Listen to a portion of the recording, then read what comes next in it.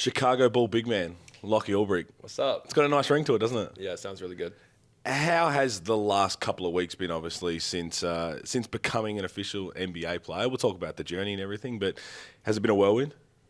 Yeah, it's been really like upfront, fast paced. Like as soon as draft day, like as soon as I heard my name on draft night, it was I was out the next morning to Chicago and this is my first day off like since then. So yeah, it's been really like a lot.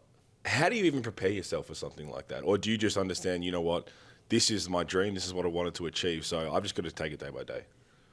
I mean that's how I'm trying to take my whole life in general, like step by step, baby steps I say. But yeah, take it day by day. I'm enjoying it so much so far. Just like feel like I'm getting better, and it's such a great environment for me to get better in as well. So, no, it's just no complaints so far. What was the feeling like seeing a Bulls jersey with your last name on it? Because I know, obviously, the history we heard about you talking about your father and everything, but I feel like seeing it real, holding it real would have felt different. Yeah, I definitely took like a deep breath when I first saw it laid out on my like desk in my Chicago apartment, like just laid out there, 47 Olbrich, like had a red one, had a white one. It was like surreal. Like it was really like it'd be cool. And I think the next part of that is like summer league like jersey is one thing, but you know, first time I actually suit up in that real like Chicago Bulls jersey, I feel like that would be a next moment for me to just kind of take it all in. I feel like this whole last 3 months, from winning a championship in the NBL to the pathway you had to do just to get to the draft combine, hasn't allowed you to even sit back and just be like, dude, this is incredible. Because we can actually appreciate how hard you've worked, but you've got every opportunity, you've taken it, you ran with it, and you've achieved absolutely everything at the highest level so far. This has been a crazy 3 months. Yeah, no, it's all earned, not given for me. But like I'm honestly like used to it, and I feel like that's kind of, you know, it helps me, like it's helped me become who I am, you know, just keep getting knocked down, getting back up a bit stronger, just learn from all my mistakes. And I don't know, just like, I like the word perseverance. So just stay at it, you know, don't, you know, stay with the highs and the lows, like try and just keep it steady, you know. I love it because I look at everyone's path to getting there, and you have created your own path now that no one else has gone down. When you talk about you're coming off your championship, you're still young in your professional career, to get to the camp to say, I've got to play at my best here to even get to the combine. You did that. And then you played so well at the combine to get your name called out on draft night, to then getting a two-way.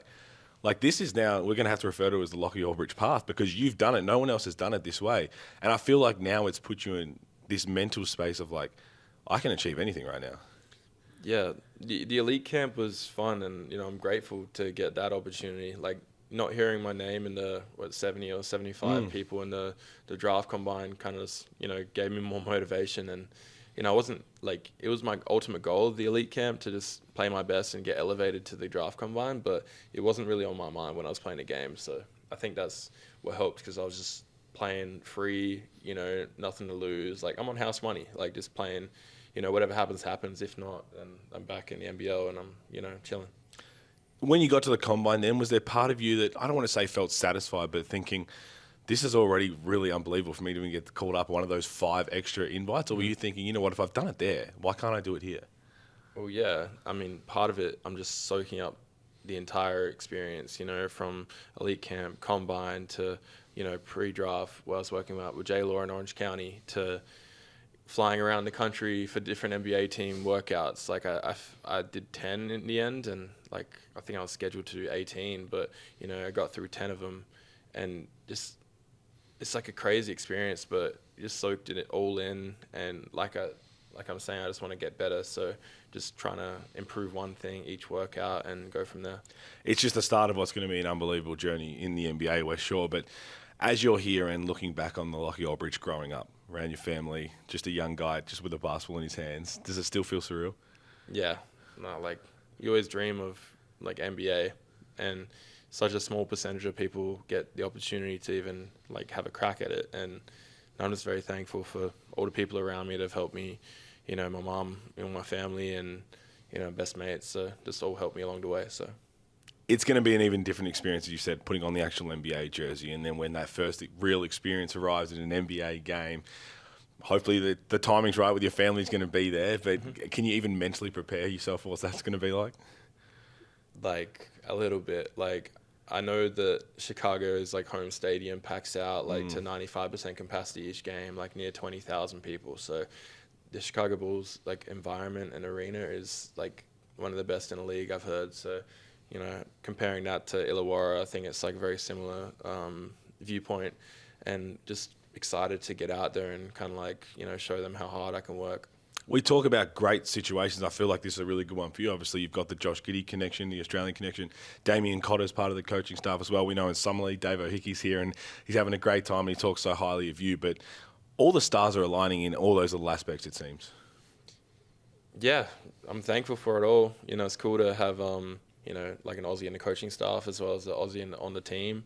I think that's it's just cool to have an Aussie around, to make sure you remember where you're from, and a little bit of home like in Chicago, if you know what I mean. And my mum and some friends and family will come visit me, so I won't be alone out there. But just having like Giddey and Cotter out there will definitely be like a little bit of home, like in Chicago for me.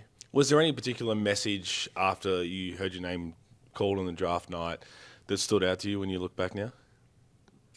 I wouldn't say as a message, but I was on FaceTime with all my friends and family back home, and I think just mum just like crying like absolute waterworks like on the FaceTime. Couldn't even hear whatever she was saying or what she was mumbling because she was crying, but it was like that's probably like the most meaningful out of it. But lots of amazing messages from friends and family back home that I really appreciate, and I still may not have even reached out like back to, which I'm sorry about, but like they all mean a lot to me. You are a hard man to get hold of, but for good reason, because you're doing something, and it is hectic here in Las Vegas. Just quickly, from a coaching standpoint, what they're talking to you, what do they want to see from you, really, this whole first year in the NBA? I think just a little bit of progression. I think my most translatable skills for the NBA are my ability to set like massive screens, make people around me better, kind of in that short roll scenarios, finding kick out shooters and stuff like that. So I think just overall like up my game as a whole, but just really hone in on the really translatable skills of mine that can help the team win. You are one of the best we've seen in so many different things, and I'm loving this journey, and I can't wait to see where it goes. I do have to bring up before we wrap this up, you need some help with the champagne part of it, because you and Alex Tui, that was I don't want to. That's going to live with you for a long time. Yeah, you'd think I'd be decent after the Illawarra championship, but nah, it's yeah, I'll just say I was walking Tui through it, and he didn't know, and I compromised myself from fair enough from trying to teach him. That's fair enough, and that probably makes a lot of sense because you are an NBL champion, mate. Congratulations with everything. I know it's just the beginning. We appreciate your time. Appreciate it. Thanks, Pete.